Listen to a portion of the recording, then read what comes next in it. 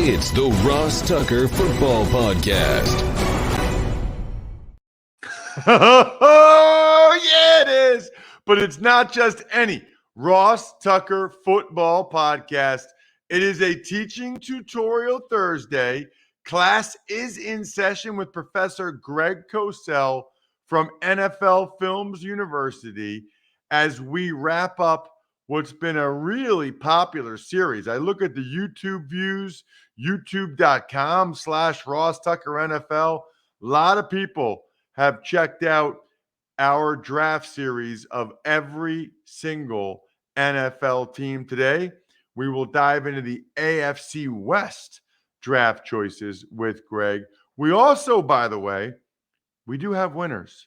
I've got a spread the word winner, a sponsor confirmation email winner, a YouTube shout out winner. I'll get into all those a little bit later in the show after Greg. Yes, I want to make sure you guys stick around after the interview, and some news about the show as well at the end. So make sure you stick around after Greg Cosell, after Tux Takes.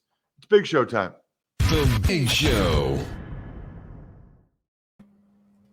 All right, Greg, always great to talk with you. Already looking forward to Monday. Greg and I, even though it's 4th of July, we're going to talk about the top quarterback prospects for the 2023 NFL Draft. Will Levis and C.J. Stroud, Bryce Young. Greg, that's going to be awesome. I'm looking forward to it.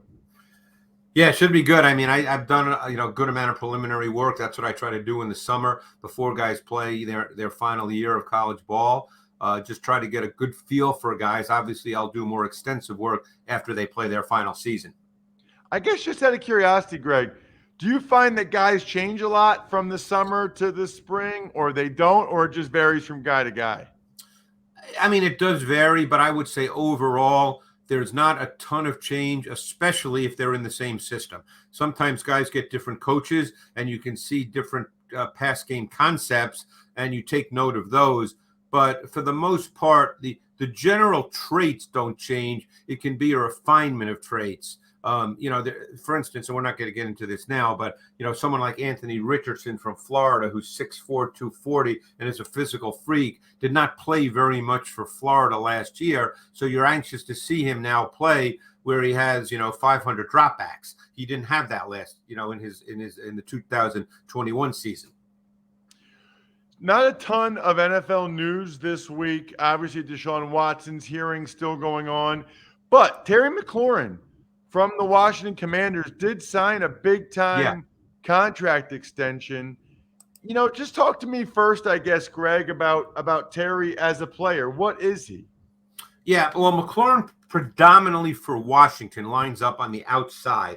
Occasionally will line up in the slot. He's predominantly been an outside receiver for them, including boundary X.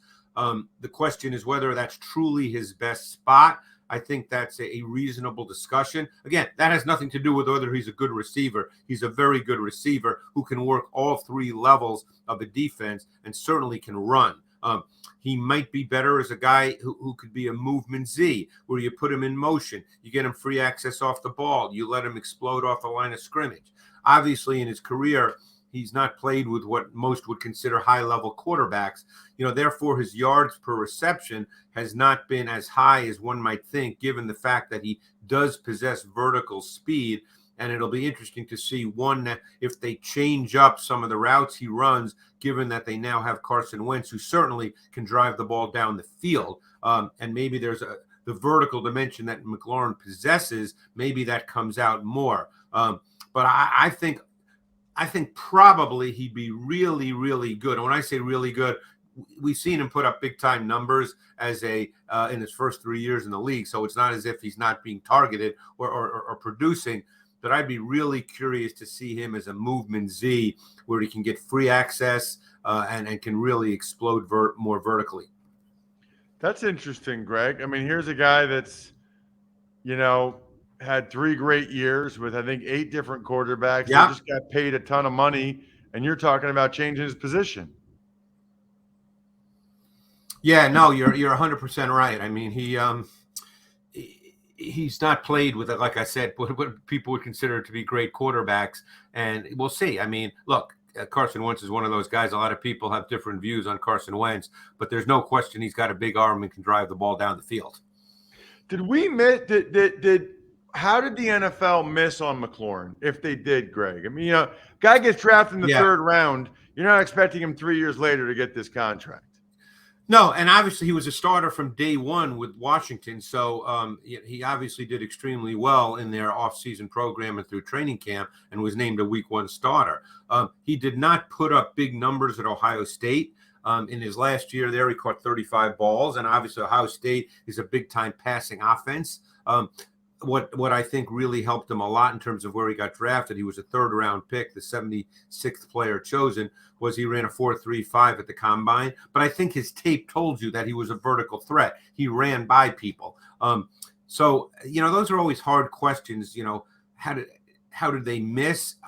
Maybe they didn't miss, and he just didn't have the production that people thought, and therefore he dropped to the third round. We do know, and this is no knock on Terry McLaurin at all. I think he's a very, very good player. But we know that in the NFL, a lot of receivers now, because it's a passing league, catch a lot of balls. And he's clearly has been the number one receiver for Washington, so he gets targeted the most.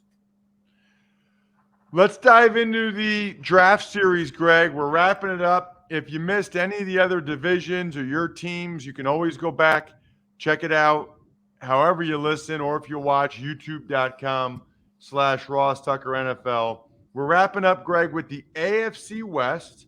We always go alphabetical order. We'll start with the Denver Broncos, who did not have a first-round pick as a result of the Russell Wilson trade. Their first couple picks, their day 2 picks, Nick Bonito, the edge rusher from Oklahoma, and Greg Dulcich, the tight end from UCLA. Yeah, they're two guys I really, really liked. To be honest with you, Bonito, and I was in the minority. I mean, obviously he was a third-round pick. I thought Bonito was as explosive an edge rusher as there was in this draft. He could really corner. He's an explosive athlete. Oklahoma did not use him exclusively as a pass rusher, so he also dropped into coverage. He was asked to do a lot of things in the context of the Oklahoma defense, but I thought that he has the look and feel of an edge pass rusher. He's a sudden, explosive athlete. He's got length. He's 6'3". He's got bend and flexibility. He's got closing burst. I really like Nick Bonito's tape, and I thought, again, you know me, Ross, I don't do draft boards, and I don't necessarily say where a guy should be drafted, but I thought his tape suggested, given how important pass rush is in today's NFL, I thought his tape suggested that he should have been a higher draft choice than he was. Got it. What about Dulcich? Yeah, Dulcich is a tight end that has vertical ability. And I think that he's not – it's interesting. Tight ends sometimes are hard because very few tight ends you would call explosive the way you talk about wide receivers that way. But I think that Dulcich does have the ability to run seam routes, to run vertical routes as a tight end. You can detach him from the formation. He's that kind of player. I think he fits the profile clearly of what teams are looking for in a receiving tight end in today's NFL. He's got stride length. He's 6'4". He's got build-up speed. He can run the vertical seams. He can run the intermediate and deeper crossers. He can line up in multiple locations in the formation. So, again, I think that obviously he's a rookie, so I can't sit here and say how many snaps he'd get on a weekly basis or what his target volume will be. But I think his traits and his skill set fit today's NFL. He plays faster than his 40-yard dash time of 4.69. So, Greg, they didn't have a first-round pick, but they did have a high volume of picks. So I'm going to rattle off the rest of their guys, and you can pick and choose who you want to talk about. They had Damari Mathis, the corner from Pitt, Uzurike, the D-tackle, Iowa State, Turner Yell, the safety from Oklahoma, Montrell Washington, a wide receiver from Stanford, Luke Wattenberg, the center from UW, and then a couple of Wisconsin kids, Matt Henningsen and Faion Hicks. I didn't see a ton of those guys. The guy I did see is Damari Mathis, the corner from Pitt. and I liked his tape. Pretty good size at 5'11", 196. Played outside corner at Pitt. I think he's got a chance to be a starter early in his career. He's a guy that played a ton of press man, and you really don't see that a lot in college football, but he did that an awful lot at Pitt. And I thought he was competitive. He played it with a swagger. He challenged receivers. He showed really well-timed strikes when he was playing physical press man. He matched routes. He stayed in phase when he played mirror match press man. I thought that he was a tough, physical, competitive kid who embraced and thrived playing press man. And I think that's always a starting point in a corner's transition to the next level. At some point in this league, you're going to have to line up and play man-to-man coverage. And I think that he can do that. And I think he could develop into an outstanding slot corner, too, if a team saw him that way. Yeah, well, we know Pat Narduzzi likes the corners that can play press man. Let's move on to Kansas City Chiefs. They had a lot of picks, Greg, and a lot of guys that a lot of people know, including 2 first-rounders that people think have a chance to start in Trent McDuffie, the corner from Washington, and George Karlaftis, the edge rusher from Purdue. Yeah, McDuffie was a player whose tape I really, really like. Washington does a really good job of putting out corners into the NFL, and I really like Trent McDuffie. I thought Trent McDuffie was physical. I think that he's competitive. He played both press. He played off. He's about the same size, let's say, as someone like Tre'Davious White, give or take. So the size is not really an issue. He's very athletic. He's super, super competitive, incredibly tough.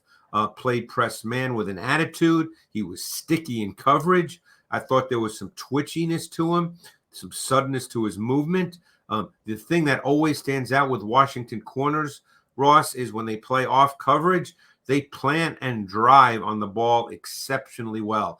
That is something that Jimmy Lake, who's no longer at the University of Washington, but was the D coordinator and DB coach and then the head coach for a couple of years, he must stress that because all these Washington corners plant and drive from off coverage exceptionally well.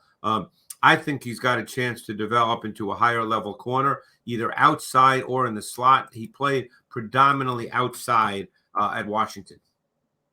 What about Karlaftis, Greg? Yeah, Karlaftis is an interesting player to me. I'm not sure what to make of Karlaftis. Karlaftis' upper body is incredibly strong. That's his game. His game is built on upper body and hand strength. He's a face-up pass rusher. He's not a bender. He's not flexible. He's got really good hand usage. He's got upper body power and strength. He's not a higher level athlete. There were a lot of times where he showed that strength with his upper body and his hands, but his lower body could not match that. He does not have the lower body athleticism to match his upper body strength and power. So I could be wrong on this. I'm very curious to see how he does. The player who he reminded me of a lot when I watched him, and this player's done well in the league, but I don't know if anybody would call him a dynamic edge pass rusher. In fact, this player plays both outside and inside, and like I said, has done well, but he kind of reminds me of Emmanuel Ogbah. Oh, interesting. That's an interesting comparison. Yeah, I mean, to me, neither is a pure edge pass rusher, but both can be deployed in multiple alignments, and both can play a power game that's really more effective in confined space. What about their 2 second-round picks, Greg, for the Chiefs? Sky Moore, the wide receiver from Western Michigan, and Brian Cook, the safety from Cincinnati. I love Brian Cook. You know, we won't spend a ton of time on him because I just love the player. I think he's a safety that fits today's NFL. You know, there were some people probably concerned about his coverage ability. I think he can match up to tight ends. He's physical. He's competitive. He brings a swagger. I think he's a tempo setter for a defense. The player everyone is talking about is Sky Moore because a lot of people believe coming into the league in Andy Reid's offense that he's going to step right in and be a high target, high volume player right off the bat. I'll be very curious about that. He played both the slot and outside at Western Michigan. He ran extremely well. His 10-yard split was off the charts. He's got a strong, compact frame. He ran a lot of routes inside, and I thought he showed tremendous physical and competitive toughness for a guy that's only 195 pounds. He did make some vertical catches when he lined up outside. I think he's one of those guys that in an Andy Reid offense, he's not Tyreek Hill because no one's Tyreek Hill, but I think you might see him, depending on how quickly he picks things up, be a motion guy and a movement guy in the context of Andy Reid's offense in the way that Tyreek Hill was. But I don't want people to hear what I said and think he's Tyreek Hill. He's not Tyreek Hill because no one is. Do you I'm just curious, what do you think of their receivers, Juju Smith-Schuster, Sky Moore, and Marquez Valdez-Scantling? You mean overall as a group? Yeah, as a group. How do you think they fit each other? Well, I think that, one thing we know about Andy Reid is he does move receivers around an awful lot. They believe in motion. So, look, it's easy. I don't think the way Andy Reid plays that you can say, oh, well, Juju Smith-Schuster, he's only going to line up in the slot. I don't think Andy Reid plays that way. So, I think they've got a lot of receivers with a lot of different traits. Smith-Schuster is a big physical receiver, assuming health. He can make catches in the middle of the field. Valdez-Scantling is a long, fluid, vertical receiver who can run. Mecole Hardman is a guy who can run. He's small, but he's got vertical ability. Sky Moore theoretically can do a number of different things. So we'll see how it all plays out. I think that remains to be seen, Ross. Let's get on to the Raiders now, Greg. And Raiders didn't have a first-round pick or a second-round pick. So third-round pick was Dylan Parham, a guard from Memphis. Yep. Fourth-round pick, Zamir White, running back from Georgia. Another fourth-round pick was Neil Farrell, a D tackle from LSU.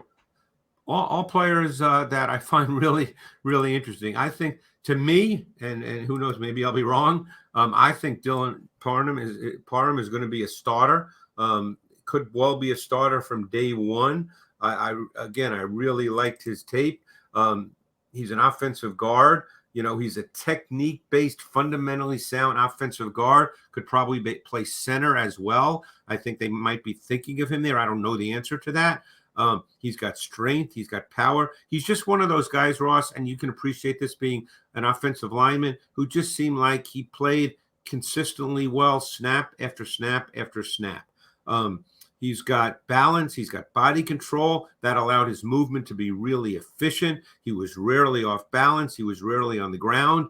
I just thought he was a really good player who's going to be one of those guys you plug in and plays for years and you don't really think about him. May not be an all-pro, may not be a Hall of Famer, but you just say, you know what, we're good at that position. We're fine with Dylan Parham, whether he's a guard or at center. Any other thoughts on any of the other guys they had? Well, Zamir White, I think, could get a chance here. I don't know how the new staff feels about Josh Jacobs. Don't forget, you have a new coaching staff, so everything is different. Zamir White is a kid that unfortunately has had numerous knee surgeries and ACL injuries, because when he came out of high school, I mean, he was a consensus 5-star recruit and the number one running back in the nation. He's an aggressive, physical, competitive downhill runner. I mean, think about how often the Patriots over these last number of years lined up with a fullback, lined up in 12 or 13 personnel. I mean, Zamir White is that kind of back. He's got natural power. He's got strong finishing traits. He doesn't go down easy. He gets hard yards. Last but not least, Greg, we'll go to the Bolts, the Chargers, and I think I don't know that I've heard one person, maybe you'll be the first, to say anything bad about their first-round pick, Zion Johnson, out of Boston College. Yeah, I mean, he's another one of those guys that you watch and you just feel like, you know what, he's just a really solid player. Don't forget, he played tackle. He played left tackle in 2020 and then moved to his natural guard position this year in 2022. And, I mean, he has a really stout, sturdy, strong frame. He's got the build of an offensive guard, not a tackle, although he does have very long arms, but he's a guard. He's got a powerful physical look to him. I think he's got good core and lower body flexibility to execute the kind of blocks you want in his own run game. He can execute reach blocks, and Ross, you know how tough those can be at times, depending on the opponent, depending on the D tackle. I think he's got a strong base. He's a really good drive blocker in the run game. I think he's good in pass pro. I think he's just another one of those really solid players. My guess is, he's going to start from day one, and you'll just, like I said, you'll just feel good about him. Curious about your thoughts on the next couple guys. In round 3, they took JT Woods, a safety from Baylor. In round 4, Isaiah Spiller, Texas A&M running back. Going into the year, everybody was really high on. Yeah, and running backs are always tough because we know that they're often not valued. So I don't know why he went in round 4. He's a big physical runner. I mean, he has the look of a feature foundation volume runner. He's got size. He's compactly built.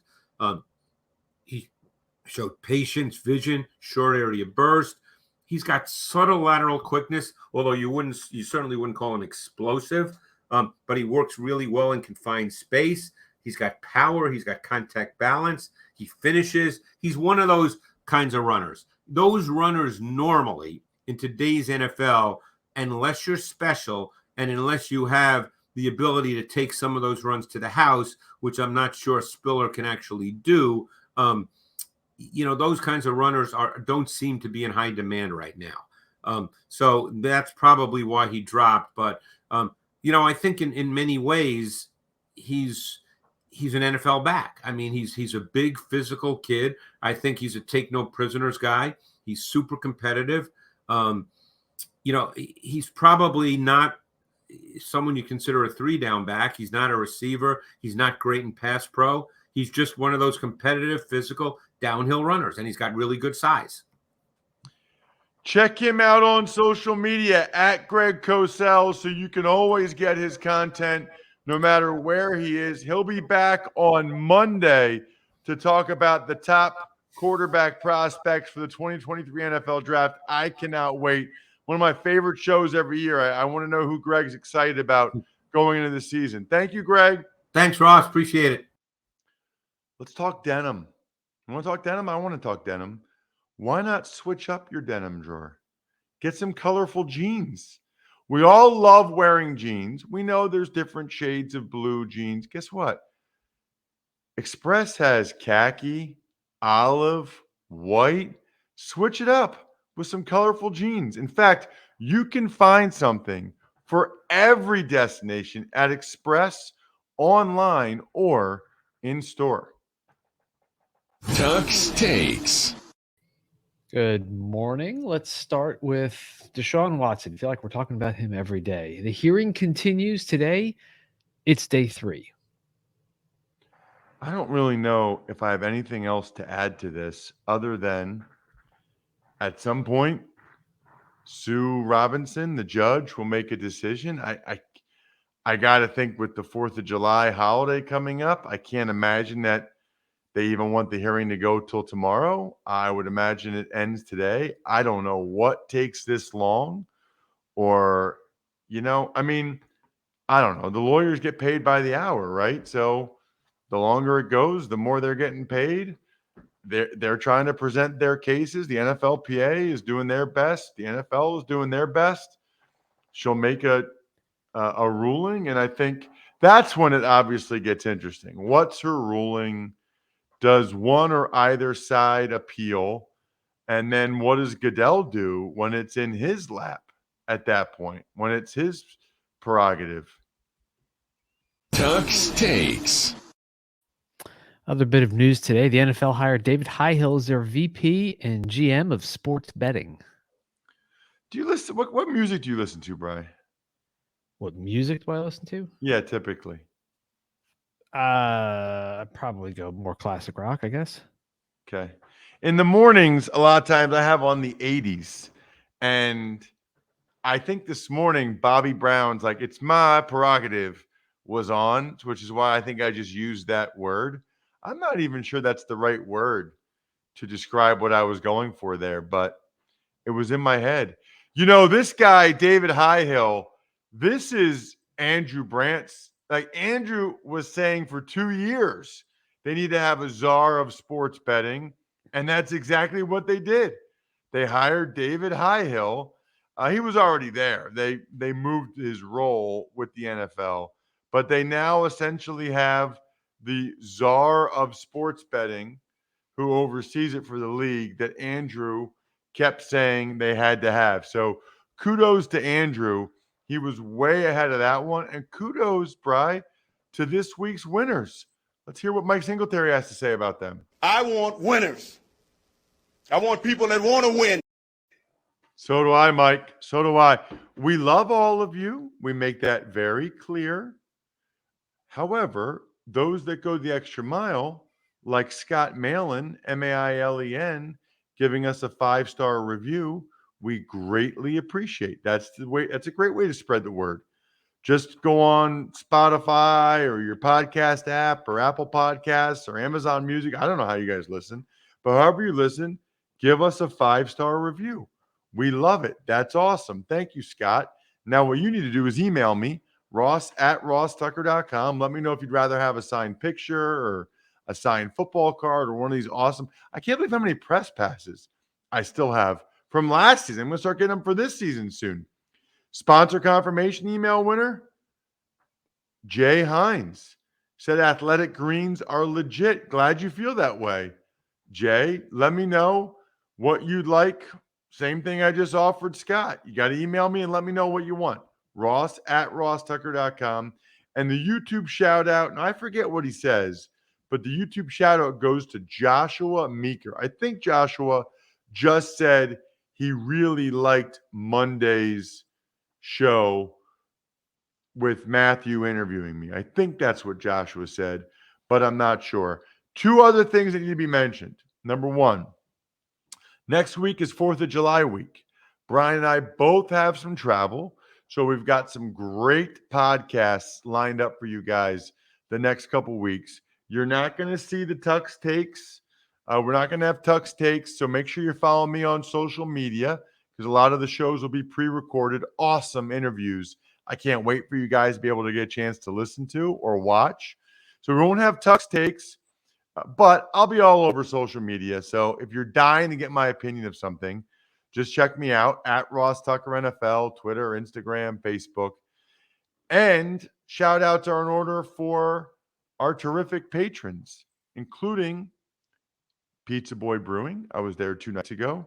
Delicious. I had like 5 different types of pizza and 2 different kinds of beers. I think I had grapefruit Murrin and that new triple IPA. Sporticulture, humanheadnyc.com, steakhousesports.com, go-bengals.com, and Evergreen Economics. I think we're done here.